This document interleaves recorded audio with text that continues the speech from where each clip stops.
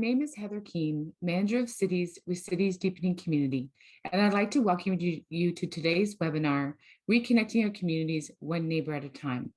Before we begin, I'd like to recognize the long history of the First Nations and Métis people in Ontario and show respect today to the lands that I'm located on, the Six Nations of the Grand River Territory and the Mississauga of New Credit.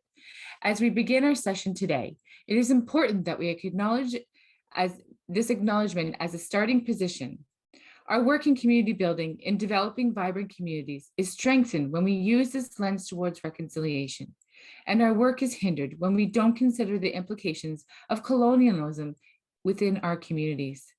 Canada's colonial history and its ongoing struggles with reconciliation and racism are part of our communities. Recognizing this allows us to develop more inclusive and enriching programs that support reconciliation where all peoples can benefit from our shared prosperity. Please feel free to acknowledge the lands you are in the chat box. I'm so excited that we have over 300 registrants for this webinar. 8 countries, 6 states in the US, 9 provinces in Canada, and including Australia, Africa, Singapore, Saudi Arabia, New Zealand, and a few more. I'm really excited that you all have joined us here today. We're going to shake things up a little bit on this webinar, and it's going to be more of a fireside chat with you all. We believe that you are all our experts in this topic and would love for you to contribute to the conversation. I will be putting questions in the chat box throughout the session, and we hope you will join us. Before we get started, I just wanted to talk to you about this amazing upcoming event that we have organized, Reconnect, Making Communities Essential, on October 6th and 7th. We have 5 keynotes. We have a leaders panel. We have 4 master classes, and we are hoping for over 500 community change makers. The master classes are 6 hours over 2 days, immersing yourself in a specific topic around engagement in community, around municipal's role in community, asset-based community development, and if you're ready for it, developing a neighborhood strategy for reconnection. We hope to see you all there. I'd like to welcome here today Wendy McKeag from Embrace Communities and Damon Harges from the Learning Tree to talk about how we can reconnect our communities. Damon has been called one of the 8 most influential neighborhood organizers on the ground. He is the original roving listener as a neighbor and a staff member of the Broadway United Methodist Church in Indianapolis. Right now, we're going to ask you, what brings you joy? I know what brings me joy is people. Being on the webinar here with you today brings me joy. Most importantly, though, being in person and meeting amazing people doing amazing work brings me joy. In these times of uncertainty and exhaustion, we tend to lose focus and hope of joy. We need to reconnect now more than ever. Build trust and relationships with our neighbors and our communities. I'd like to introduce Wendy. Wendy, what brings you joy? Really love like the natural beauty of things becoming what they were created to be. So I'm a mother of 3 20-something-year-old ladies, and they are becoming. And it's sometimes a beautiful experience, and sometimes it's a bumpy road, but it's really fun to watch people discover their gifts, their hopes, and their dreams. I recently moved to a forest. I am on a hardwood forest of 23 acres. Watching my trees and my flowers and my butterflies and my birds do what they were created to do gives me a lot of joy. I walk between every Zoom call and discover something new. And I love watching our communities bloom. I love watching people discover what they were called to do and be. And we do that in the context of fellowship. And it's fun. I like to say I'm a dream releaser. I love to watch these dreams take flight. So that's what brings me joy. Awesome. We were going to play a video, but if it's all right, can we put the video in the chat box just so that we can keep on time? Because I really value the discussions put in there. Is that okay, Wendy? Okay, so we were going to play a little video, so that helps to kind of ground the work that Wendy is doing.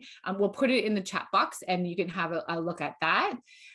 So next, I want to introduce Damon.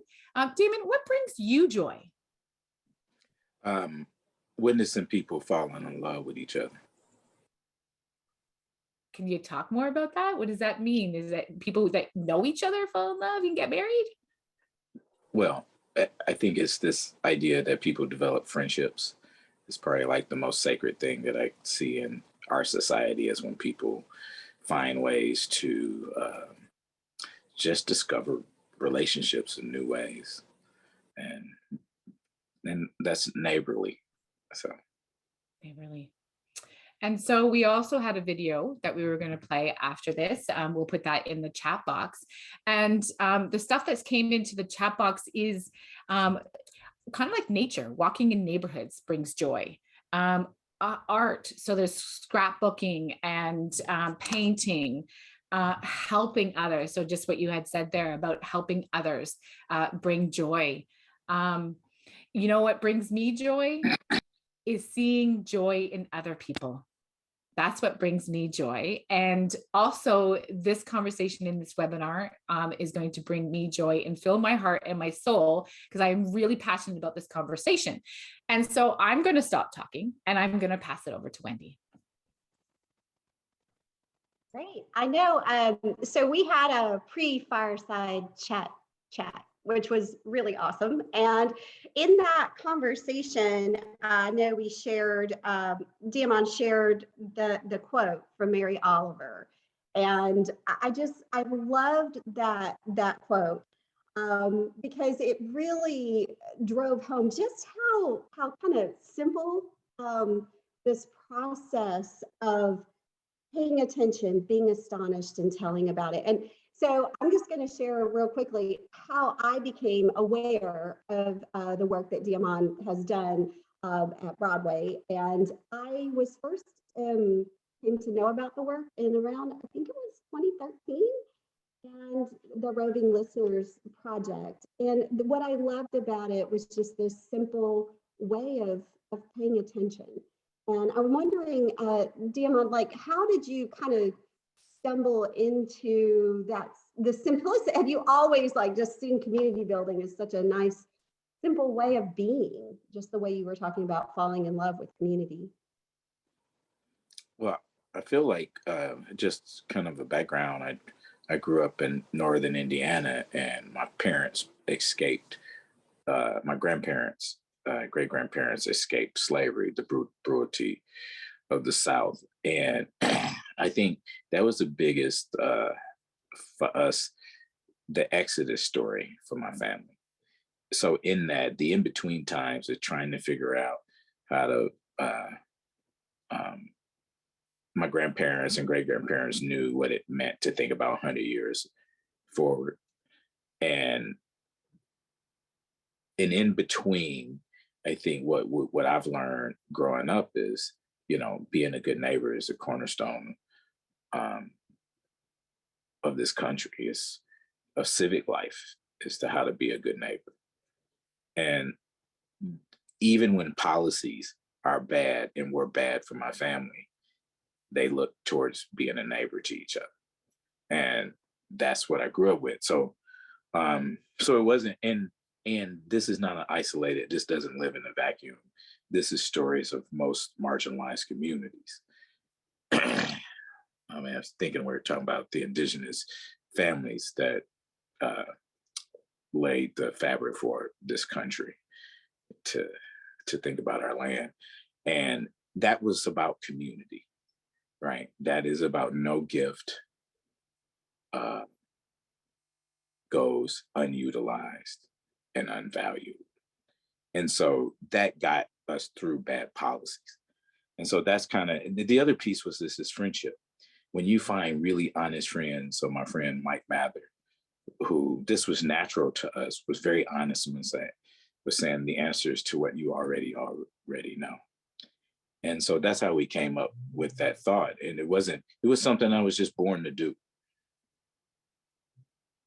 Loved when I remember the first time I went to Broadway and we were walking through the halls, and we were operating out of an old church at the time. So I've been in all these churches with bare walls, but when I walked through the images of the giftedness and the utilization of what I believe is one of the most underutilized assets, which is our young people, and seeing the world through their eyes and then encouraging them to capture. So that I love that part of that quote you shared about tell about it.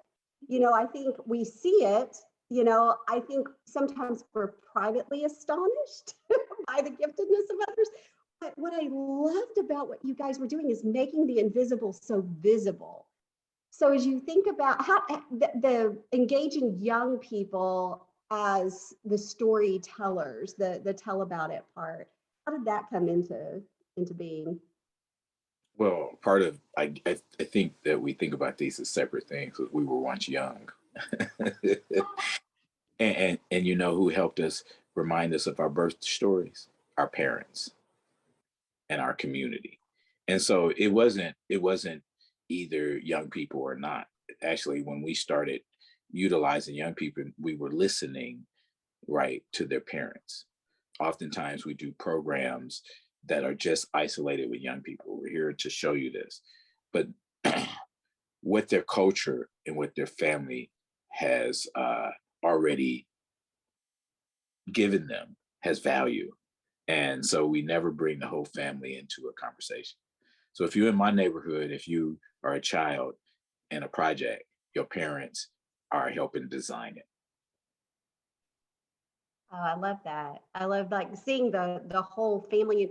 The other thing that we discovered when we started so I went to Broadway, I saw what you guys were doing. I come back to Richmond and we started engaging young people in the listening process in a community that was historically African American, a community that really was very active, especially during the civil rights era. So for a lot of young people, that felt like ancient history, but there were people with this lived experience that they had never talked to.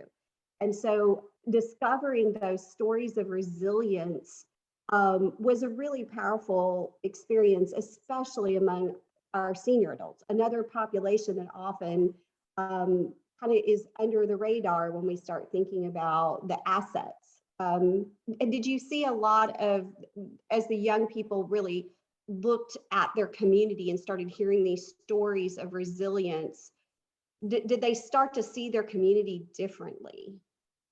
Yeah, it started with their parents because the story about their parents was always a narrative that they was going to actually live into. But the other things that I think we learn from young people is how to see.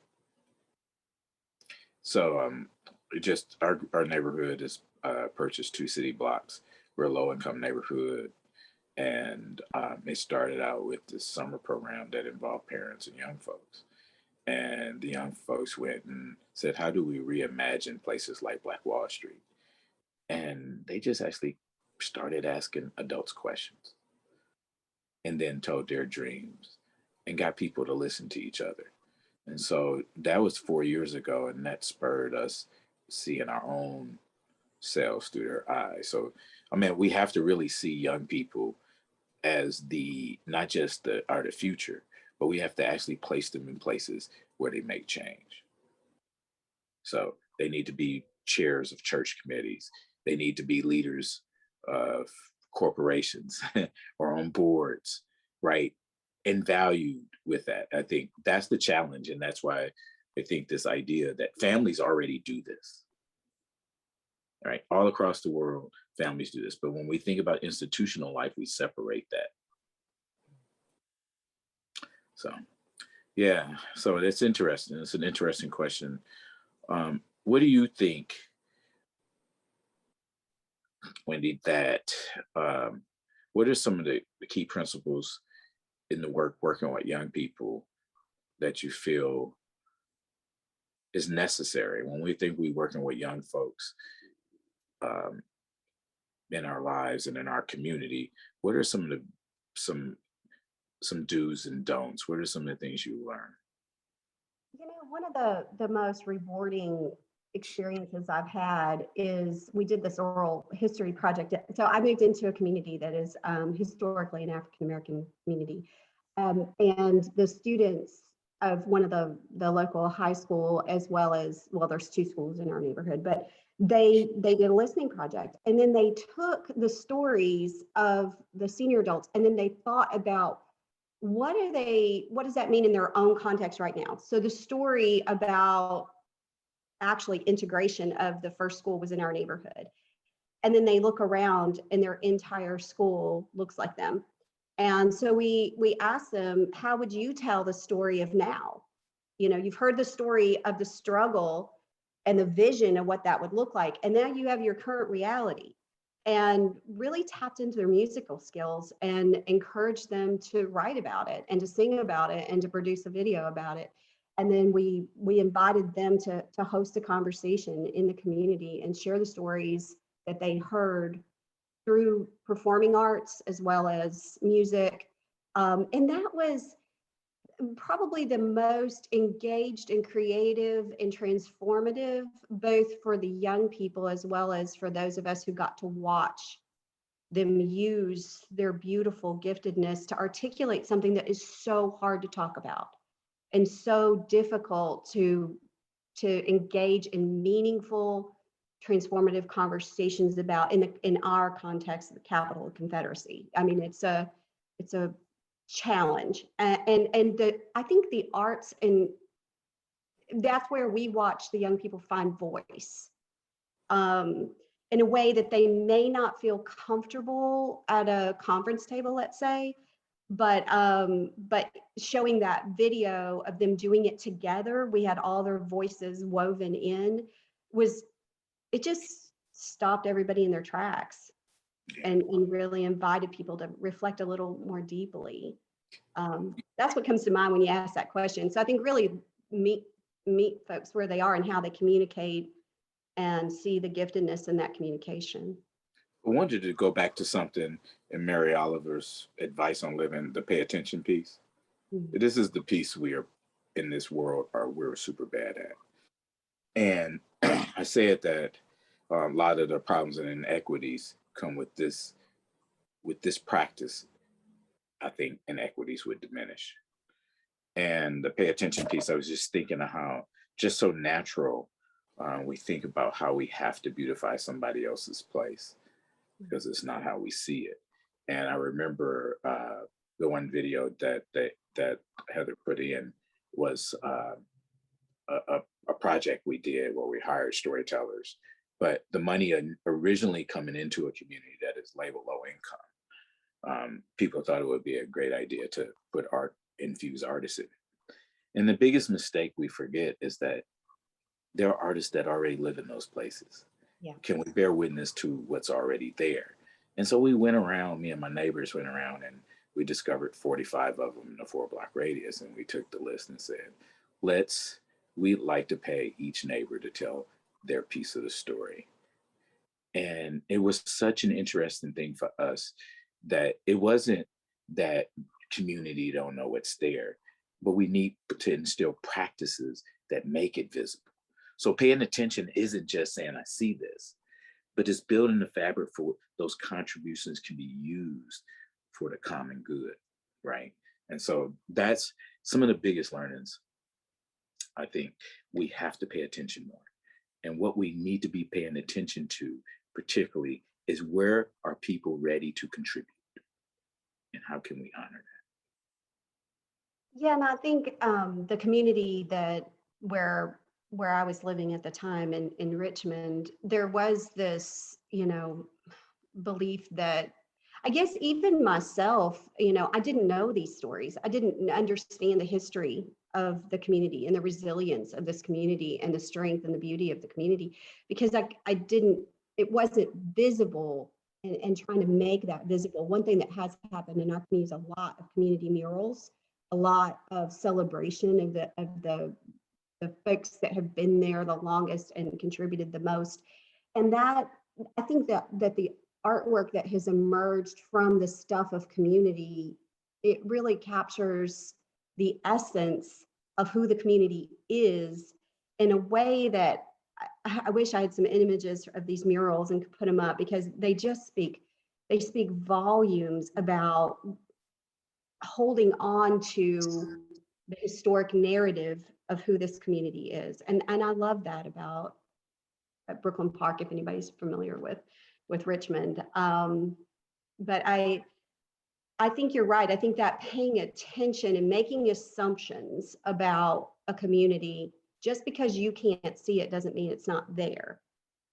And I think I made that mistake when I first started engaging in this community. And the more I hung out in the community, the more I fell in love with the people, and a deeper and deeper appreciation for just how resilient, and that story you talked about, that Exodus story. I mean, my community has its story, you know, and it became kind of a rallying cry for what the community could become. This bring back the village, this caring for one another that had always been in the essence of who this community was, became kind of a mantra for the little team of people trying to reimagine what community could be again, and just wasn't. I think, you know, our community had a growing number of people who look like me, and it was perceived as a threat, and I think that is real and hard, and rediscovering or making visible that narrative allowed for some real conversations about hard things. And yeah. I think agree. You know, the other piece to this was the be astonished piece as a practice. And being astonished is being authentically curious about your fellow brother or sister, right? And sometimes that just doesn't happen, but policy helps that, right? And when we're curious about something, my oldest son is an inventor.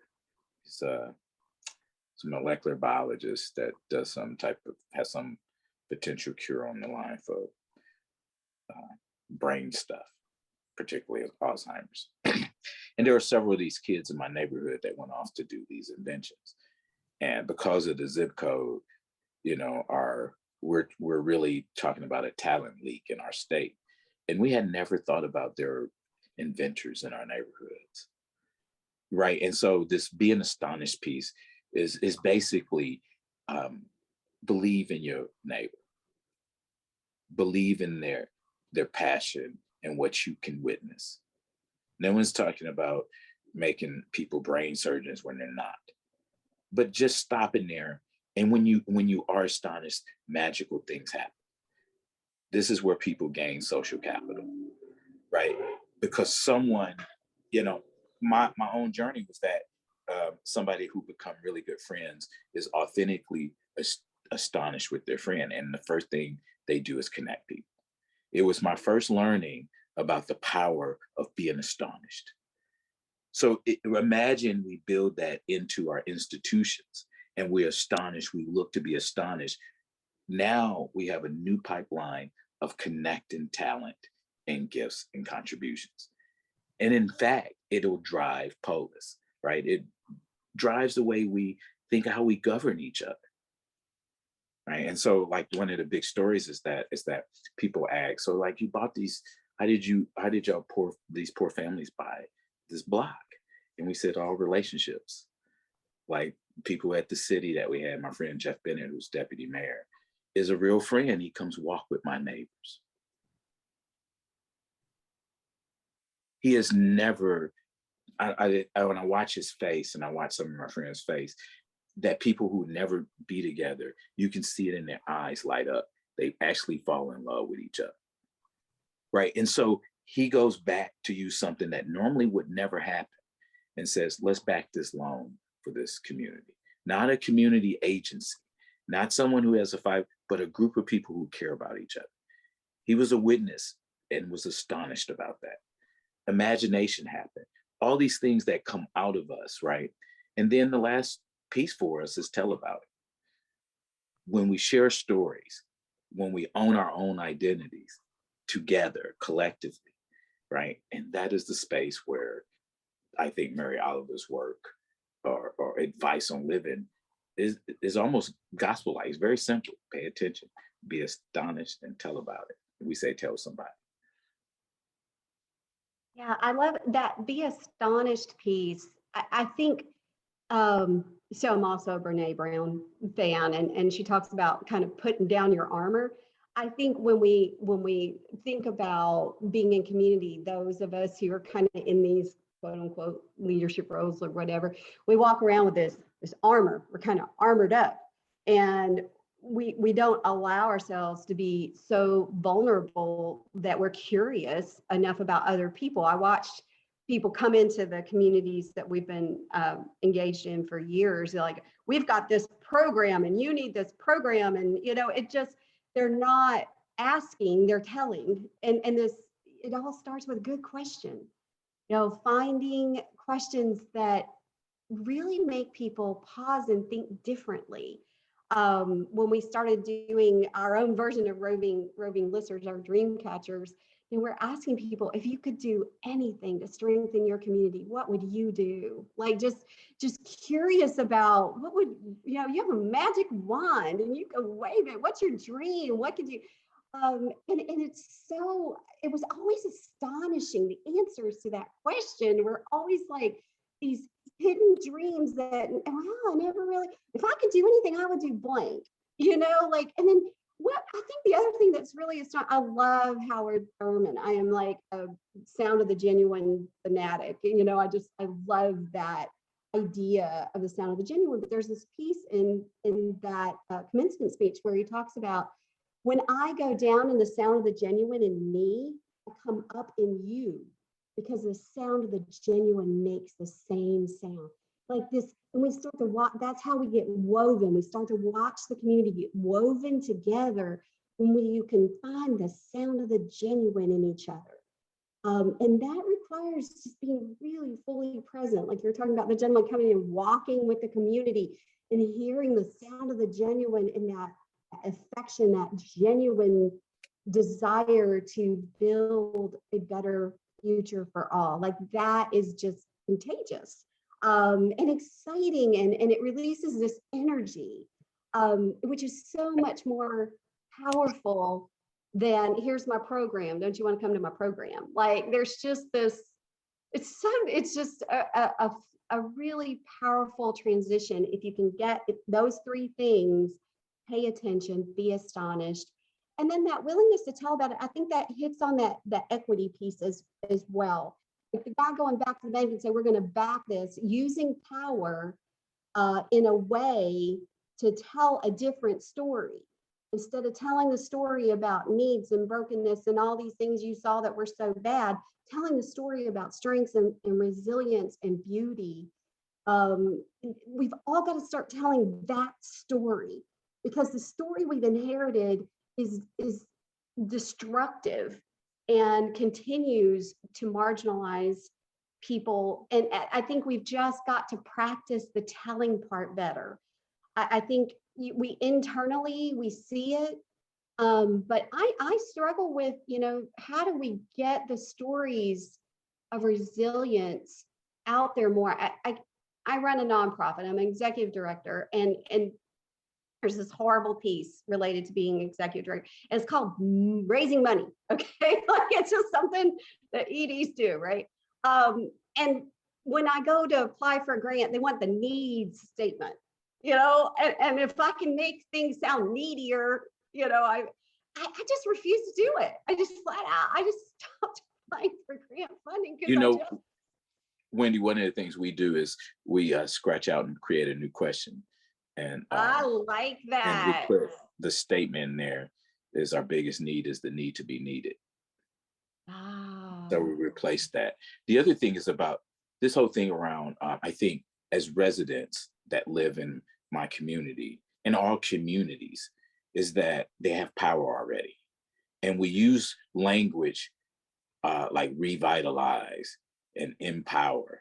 Like we should be figuring out ways to say these communities have power, right? That's what resilience describes, is their power, not their, not the mindset of they have power, but they need to be fixed before it get used.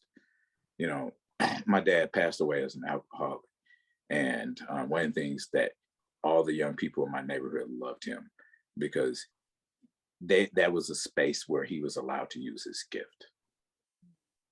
Right? Oh no, you can't fix this. You got to fix this first. And it's not an either or. Humanity is much more complex than that. And so partly, I think the big question is that when communities who have power and that they haven't discovered yet, how can we that have power share our power? Right? How do we not say, how do we live into the power they have and share what we do have? And I think that has to be examined, right? Some of the big questions, if you work for an institution and you want to work with communities, I think the biggest question is, how is power shared? The other thing is, if you do have power, what are you willing to give up or let go of?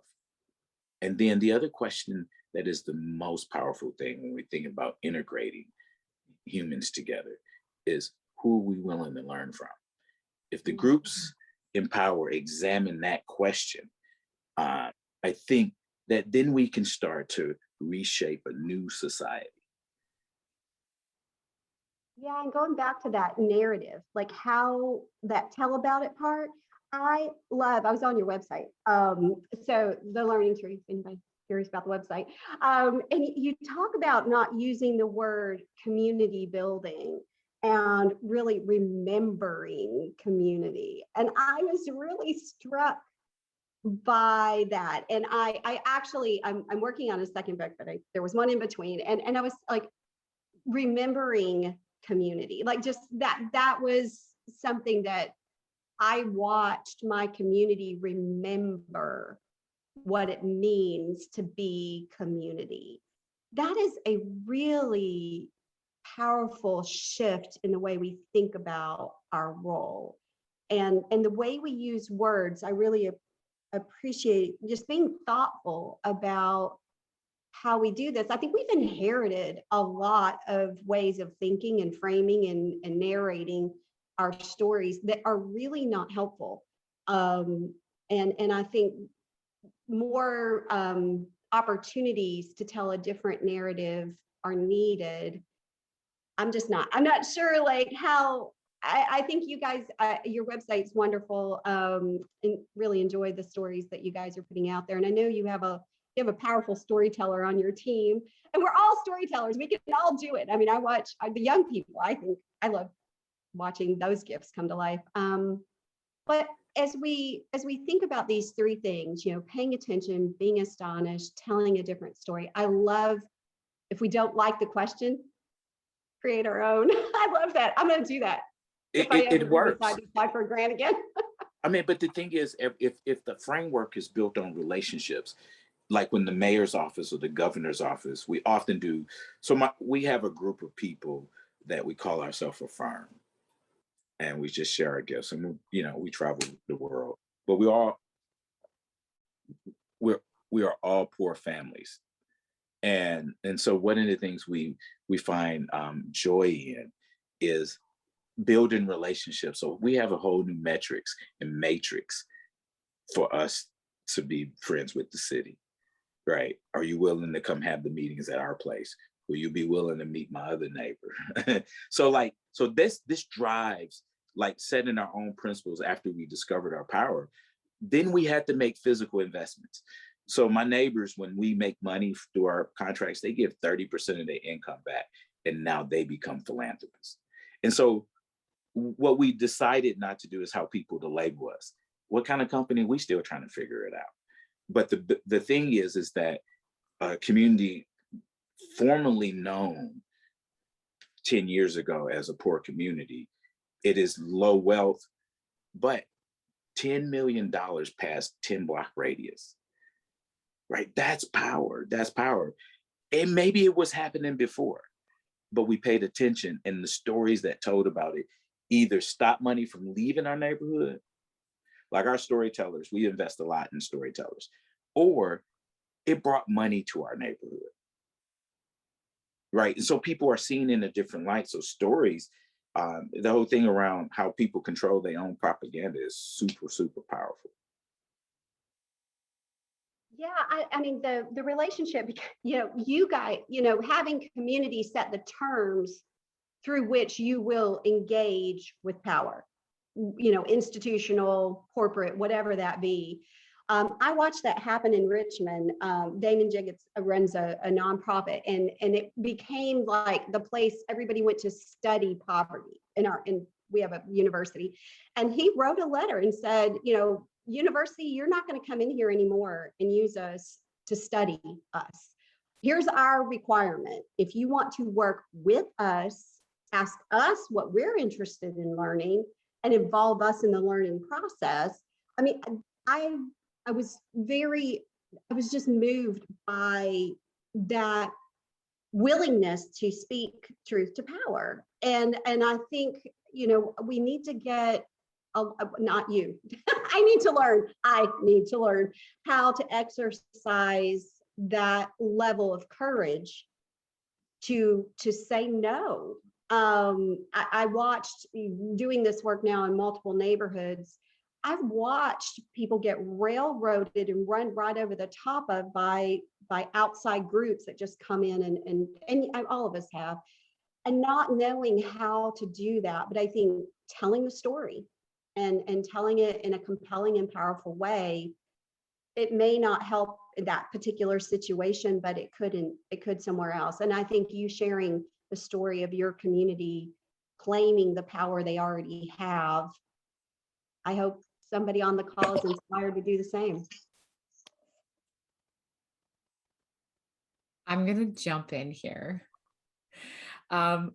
First of all, I want to say that your conversation is so insightful and people are listening, because I've been putting questions in the chat box and nobody's responding because I think they're so involved in the conversation that the two of you are having. Because actually I am, and then I forget, I got to put a question in the chat box. But I feel like I just want to pause here and Connor, I want to play those videos. I feel like that is a really important part. And I think the two videos that we did skip over will be a good summary of what you're talking about. So I'd just like to pause right now and play the videos and encourage you to go to the chat box and, answer my questions, because as I said in the very beginning, we're not the experts. You all are. And collectively sharing our wisdom will help us all to, be better at what we do. And or questions that you have. So Connor, take it away. 2015, a team from Chester United Methodist Church partnered with the neighborhood youth to discover the dreams of the residents through a dream catcher project. Some of our young dream catchers were attracted to the project by the offer of free food, but it was the idea of making their neighborhood a better place that ultimately kept them coming back. When asked why they got involved, Arki shared, "It's boring around here, and I like that I can make a positive change." Sharnice said, "I like the fact that they actually wanted me to do it. They could have had anyone, but they wanted us to do it." Through interviews and community-wide conversations, the team discovered that what the neighbors cared most about were the children and providing positive activities for them. While adults wanted to make this dream a reality, the demands of family and work life kept many from getting involved. The team became discouraged. It appeared as though the neighborhood dreams would go unfulfilled. Then one of the youth asked a powerful question: "Why do we need the adults to lead the action teams? Why can't we do it ourselves?" That question changed everything. Each of our young leaders became the heroes they were looking for. Our young leaders discovered they have a unique gift to give. Arki is a great role model. Sam brings the gift of enthusiasm and laughter. Taisha discovered teaching gifts. And Sharnice brings organizational skills. All of the youth will tell you that they have gained confidence and are more willing to talk to their neighbors. They all also discovered that they are in fact leaders. Arki shared, "I'm good at motivating people to do better." Sharnice said, "I was always the person to help lead, but I've taken it further and have become a leader." In addition to the changes in the young leaders, there are signs of changes happening in the neighborhood. Arki shared, "I see people talking more, coming together more.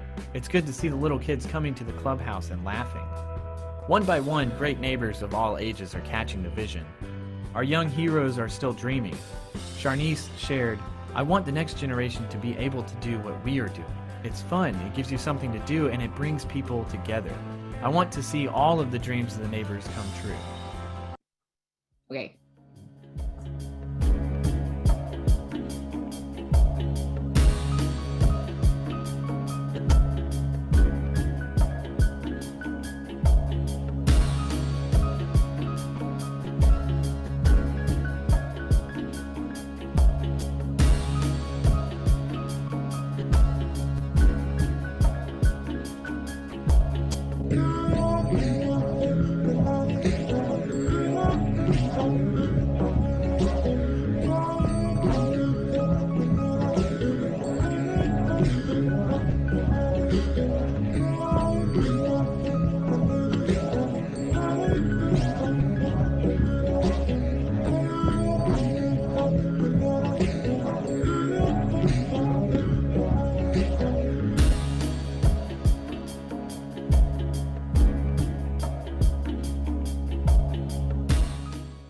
So Wendy and Damon, want to just talk about the videos a little bit? Sure. When do you want to go? You want to go ahead? Yours came out. That first video was from one neighborhood that we were engaged in, Broadwater community. And 2015, we've been using this Dreamcatcher project that we started in my neighborhood all over the city of Richmond. And we had a site coordinator for communities and schools say, hey, can we do this in schools? And we've got young people now listening to their peers in local high schools asking the question, if we could do anything, what would we do to make our school a better place? And it's been fun. And it all started because I went to see what the Roving Listeners Project was, and came back to Richmond with a dream of catching dreams. So that was just one of many neighborhoods that have used this process. The thing I'd like to say about the videos is that it was the best investment we ever made of the only grant we ever got. It gave us a big return, a return on investment and a return on community. And what we did, and this is how practices really give value to work, because we believed in finding talent. My neighbor, so 3 of those artists in there, one he's nationally known now since then. He's a person on the spectrum. He's got some work going to Harlem. He is brilliant. One of the other artists is bicentennial artist in Indianapolis, right? So is recognized, formally not recognized as an artist. But I say that we can count the income coming in when a story is posted. That if another resident is highlighted, so we put money, we pay for storytellers. You have to make an investment in the way stories are. If you want something, you have to pay the people who are actually the storytellers in the community. And so that's hands down, money must flow to the hands of people who need it.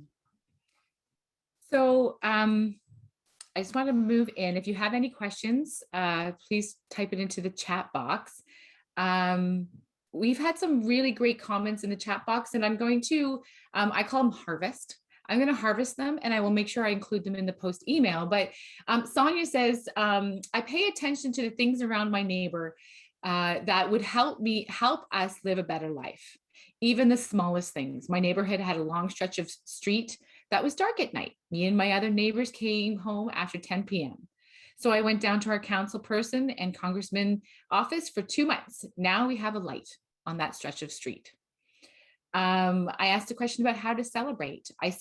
Rebecca says, I celebrate my community by letting them know how much they mean to me, how much they impact me, and how grateful I am that they are in my life. There is a question in here from Tom. What are some examples of creating listening posts? One example I saw recently was library that shared or scheduled conversations as a lending library of people's life stories. I was thinking that question, here's a good example of, I said, find the storytellers who are the people who gather, and those are your listening posts. I learned that so in the Midwest here, we have porches. And a lot of things go down on porches, and if there are people on it, that's a listening post. And so people, you learn that that's an economic exchange. Mhm. We literally started hosting porch parties because that's our community has beautiful. It's one of the most beautiful assets of our community, and it's a historic community. So your sidewalks are actually in the front of the house, and people sit on their porches, and so it's very visible. Just inviting people up for a conversation. But yeah, I agree. Just wherever people. But I noticed that, so my office used to be between a bunch of different barbershops. A lot of listening is happening all around me in our little commercial corridor. It was always fun to hear the stories that were being told in the places of business, hanging out with people. Mhm. Another question. I don't understand the aspects of paying people to share stories. How do you sustain that in a community?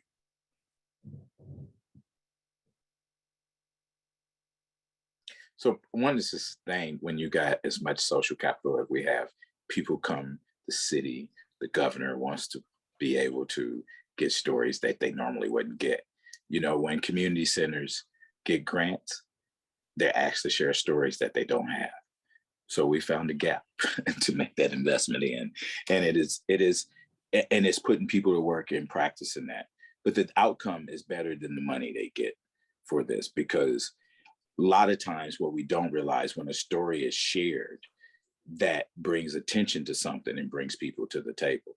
So most of the times when we share a story or video like that, the people who have income that want to figure out, hey, I want to invest in this, they'll call us. And then we'll say, talk to this person, talk to this person, and talk to this person. We have not received funding from city. Most of our initial contributions around listening come from faith communities, and want to see. We generally will invite people to make an investment in the young people engaging in the listening project. So it's that they are compensated for their engagement. And then the music video that we had, the young people we hired, they were paid for their contributions to that as well. That was grant funded opportunity. But I agree that when people hear the stories, and the most lucrative thing I ever did was I invited a guy who was interested in investing to come to a fellowship gathering, just come eat with us during a gathering in the community and sit and talk to people. I mean, there was no presentation, there was no sales pitch, but he was blown away by just people authentically caring for one another and wanted to make a rather significant investment. So I think just inviting people to be a part or experiencing it for us has been, and I think Diamond shared earlier about just inviting people to go on a walk in the community, and people see it, they feel it more than you can sell it. At least that's been my experience. Maybe I'm not a very good salesperson. So we have a couple questions in here around pandemic. And so I think this question is a good overarching question. What are the new ways or strategies that you have used to reconnect in your community members through the pandemic? There's another question here about how do you do porch parties during the pandemic, but I think it's how, you did this work prior to the pandemic and you were able to connect with your neighbors and do the conversations. This is, how do you keep doing that post-pandemic or during? Yeah, I think one of the things that you made, Heather, is the key, is that the communities that have already been connected have been able to stay connected, because it's a practice. Like, if people love each other, they're going to figure ways out to get to hold each other. Mm-hmm. So that's just, we can just discount that. But the other thing, what we figured out, because of the things that we put in our principles, we actually amped our game up. So the city they've been failing to figure out how to get rid of these CARES Act dollars, or however, Freedom Act, whatever they call it here in the United States now. And our community per capita gave away the most money to help their neighbors pay bills. This wasn't an agency. the city gave us to give money to our neighbors to pay each other's bills.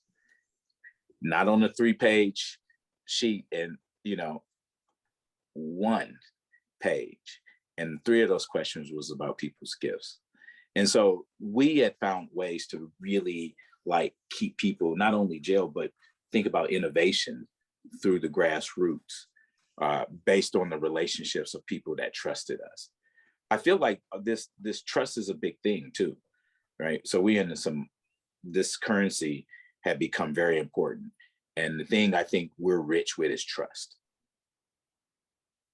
Mhm. Wendy? I would echo what Diamond just said. Like, I heard somebody on a webinar say the best time to build relationships is before you need them. And I coach and train folks in neighborhoods all over the United States. And the folks that I'm working with that had established communities, like I did the organizing in 2 neighborhoods. I never worried about those because I knew Patrice was taking care of Hillside. I knew Willie was taking care of Brooklyn Park. Like, it was those that hadn't paid attention yet. They hadn't built or reconnect that have really, really, really struggled during the pandemic. So as we're coming into the new normal, whatever that is, or going backwards, I don't know what we're doing, but making those investments in that relational capital is, if it happened pre-pandemic, we're seeing the payoff, just like what Diamond was just saying. In those communities that didn't make the investment, those are the ones that are struggling right now. And I hope we don't forget that. When we come out of this and we're ready to make some investments in infrastructure, right now the infrastructure is relationships. If we can make investments in building that connectivity now, then the next time we get hit with this, we won't be fumbling around going, who knows the neighbors? We will know that. And making those champions of community building more visible is what needs to happen across the board. Mm-hmm. One of the things that we learned over the past 18 months here at Tamarack and in our conversations and speaking with groups and folks is that community, like during the pandemic, when it first hit, community responded faster than any organization, institution, or city could have ever done. The caremongering groups, the checking on each other's neighbors, making sure they had what they needed, free to go shopping. That happened faster than any of those organizations can get themselves to go, which really just shows the importance of knowing your neighbor. So we are running out of time. There's a great question in here, and then I have a bit of a summary. So if we can, I don't think this is a quick answer, but communities and neighborhoods are made up with such diverse groups of people now. And so how do we bring these diverse groups together to do stuff together with neighborhoods?